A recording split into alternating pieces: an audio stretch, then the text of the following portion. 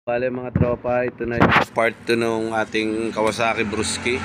So yan, yung dalawang socket na itim, yan yung ating relay sa fuel pump at saka sa injector.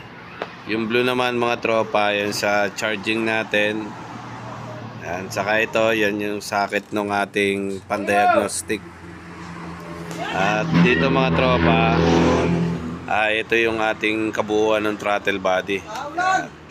So, iba yung difference niya dun sa pangkaraniwan na throttle body. So, tinanggal ko yung TPS ito mga tropa para makita nyo ng ayos kung paano yung function niya at kung ano rin yung itsura. Yan. So, ganyan lang ang design ng TPS ng Brusky mga tropa. At ito naman yung TPS niya. Yan.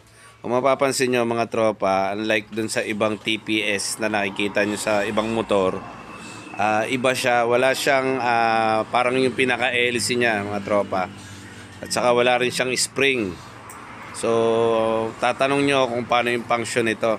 So, ang function ng iba, kasi ang function ng iba mga tropa, umiikot. Siya naman, forward and backward lang ang gamit nun. Dito naman mga tropa sa fuel pump, bukod sa fuel pump natin, meron tayong fuel filter sa labas.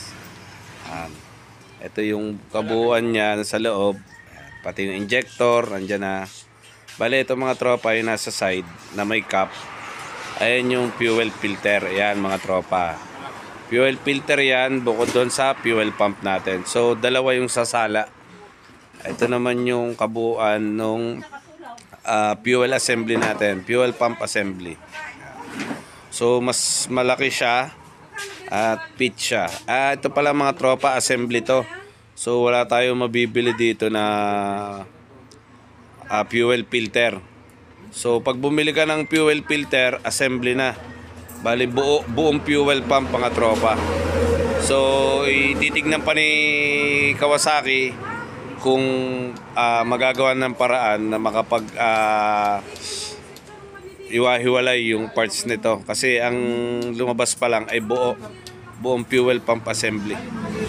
So yan, saka ito yung throttle body, yan yung pagkalas ng mga flarings natin. So hindi ko na pinakita yung sa flarings mga tropa, madali naman na yung magkalas nyan. Ito yung cylinder head AC natin. Yan. Doon sa mga mahihilig mag-packet dyan, ayan, pwede yan. So naka big valve na siya, pang M3 din ang valve na ginamit dito. Ito yung cylinder head niya mga tropa. So okay naman, matibay naman. Ayan. So kung ano pa yung alam nyo na ibang kaparehas nito, like cams, ayan, pwede. Okay siya.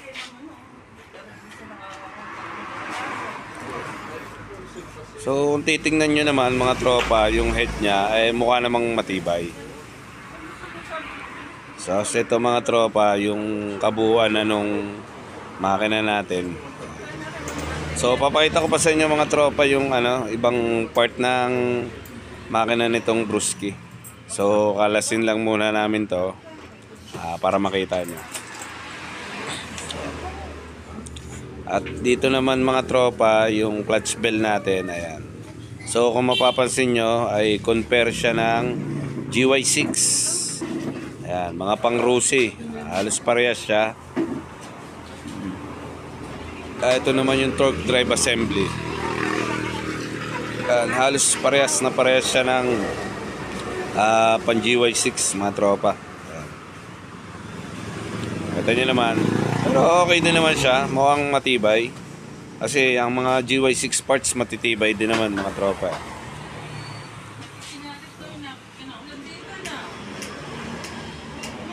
Ito naman mga tropa yung stator natin. So maganda naman yung pagkaka-built-in ng wires niya, matibay. Parehas lang din ito mga tropa yung pan GY6. Ganyan lang din ang stator ng GY6.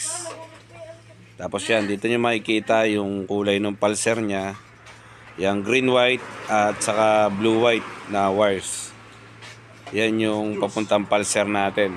Kaya halimbawa may ganito kayong matanggap na motor o motor nyo, alam nyo na kung ano yung pulser wire. Tapos dito naman mga tropa, ito yung sukat ng belt siya. Yan, ang sukat ng belt. Ito naman yung crank nung sa pang CVT natin. Yan. Halos pang GY6 style din. Meron din siya ng motor ng ganito, pang size starter. Yan, pulley. So, paghiwalayin muna natin to para makita nyo yung sigunyal. Saka yung mga gearings sa loob. Yan. So, naka-sensor din to mga tropa ng speedo dyan sa bandang ulihan. Yan, dito tayo mga tropa sa ating magneto. Yan. Parang may design pa na Corona. Kala ito yung magneto. Yan. Ang timing nito mga tropa ay nandiyan sa gilid. So halos parehas lang din ng ibang mga automatic. Yan. Ang pagkaiba lang nito mga tropa dyan sa may crankcase nya, kung saan mo itatapat yung timing mark nya. So may marker naman doon na letter V.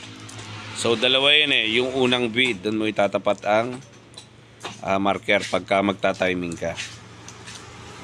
Tapos itong mga tropang side na kinakalas na to ay may ano rin nga pala ito mga tropa, oil filter.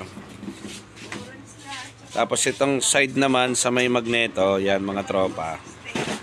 So itong side na to mga tropa, dyan nakalagay yung ating oil pump. So naka o-ring type lang din yung seal nya. Parang cup lang ng mga filter ng barako.